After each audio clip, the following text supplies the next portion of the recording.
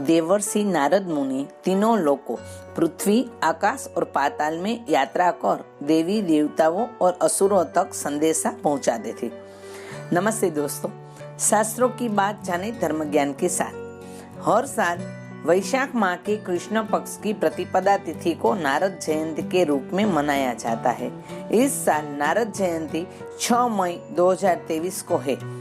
देव ऋषि नारद मुनि को विष्णु जी का परम भक्त माना गया है।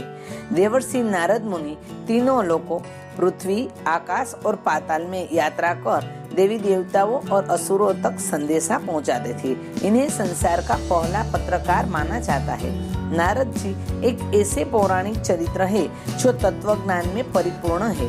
कई शास्त्र इन्हें विष्णु का अवतार भी मानते हैं। श्रीमद् भगवत गीता में 10वें अध्याय के 26वें श्लोक में भगवान श्री कृष्ण ने नारद जी के लिए कहा है कि देवर्षिणाम च नारदः, यानी मैं देवर्षियों में नारद हूँ। पौराणिक कथाओं के अनुसार नारद जी ने देवताओं के साथ साथ असुरों का भी सही मार्गदर्शन किया। यही वजह है कि सभी लोगों में उन्हें सम्मान की दृष्टि से देखा जाता था। देवर्षि नारद ऋषि वेदव्यास, वाल्मीकि, सुखदेव के गुरु थे। राजा अम्बरीश, प्रहलाद, ध्रुव जैसे महान भक्तों को नारद जी ने ज्ञान और प्रेरणा देकर भक्ति मार्ग में चलने के लिए प्रेरित किया। यही कारण है कि नारद जी को देवर्षि का पद मिला। नारद जी को ब्रह्मा जी के 7 मानस पुत्रों में से एक माना गया है। ब्रह्मा जी के कंठ से उत्पन्न हुए इन्हें वेदांग, संगीत, श्रुति, स्मृति, व्याकरण, खगोल, भूगोल, इतिहास, पुराण, ज्योतिष, योग आदि अनेक शास्त्रों में पारंगत माना जाता है। नारद मुनि को अजर अमर माना गया है। श्री नारायण के वरदान से नारद मुनि को वैकुंठ सहित तीनों लोकों में बिना किसी रोक-टोक के विचरण करने का वरदान प्राप्त था। लेकिन ऐसा क्या हुआ कि अपने सबसे प्रिय विष्णु जी को ही उन्होंने श्राप दे दिया।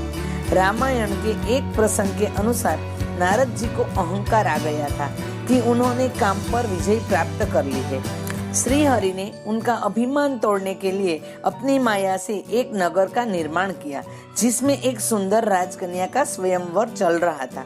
उस स्वयंवर में नारद जी भी पहुंच गए और कन्या को देखकर अपने शुद्ध बुद्ध खो बैठे। कन्या से शादी करने के लिए नारद जी ने विष्णु जी से सुंदर रूप मांगा।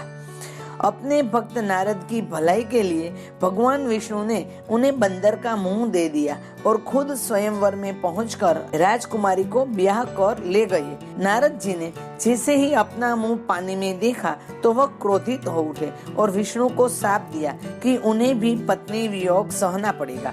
कहते हैं त्रेता युग में नारद जी के श्राप के कारण ही विष्णु के अवतार श्री राम को माता सीता से वियोग सहना पड़ा था।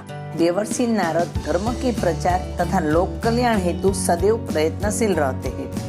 शास्त्रों में इन्हें भगवान का मन कहा गया है। इसी कारण सभी युगों में, सभी लोकों में, समस्त विद्याओं में, समाज के सभी वर्गों में नारद जी का सदा से एक महत्वपूर्ण स्थान रहा है। मात्र देवताओं ने ही नहीं वरन दानवों ने भी उन्हें सदैव आदर किया है। समय समय पर सभी ने उनसे परामर्श लिया है। वायु पुराण में देवर्षि के पद और लक्षण का वर्णन है।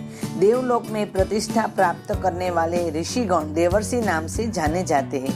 भूत, वर्तमान एवं भविष्य तीनों कालों के ज्ञाता, सत्यभाषी, स्वयं का साक्षात्कार करके स्वयं में संबद्ध, कठोर तपस्या से लोक विख्यात, गर्भावस्था में ही अज्ञान रूपी अंधकार के नष्ट हो जाने से जिनमें ज्ञान का प्रकाश हो चुका है, ऐसे मंत्रवेत्ता तथा अपने ऐश्वर्य के बल से सब लोगों में सर्वत्र पहुंचने में सक्षम, मंत्राणा हेतु मनुष्यों से घेरे हुए देवता, द्विज और नृप देवर्षि कहे जाते हैं।